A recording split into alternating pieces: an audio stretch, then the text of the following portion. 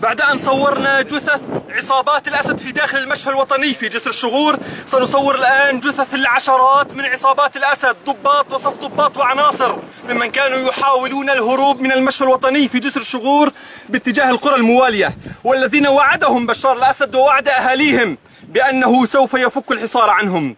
عتبي على من هم محسوبون علينا وعلى الذين انساقوا وراء إعلام النظام ووراء بشار الأسد واعتبروا أن هروب عصابات الأسد من المشفى الوطني في جسر الشغور أو تمكن بعضهم من النجاة هو نصر.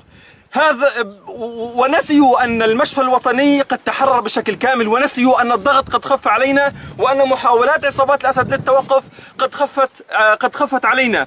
قبل عامين من الآن خرجنا من القصير، خرج 15,000 نازح من أبناء القصير، خرجوا إلى خارج القصير، بينهم 2000 مقاتل رغم 3 أطواق فرضها النظام.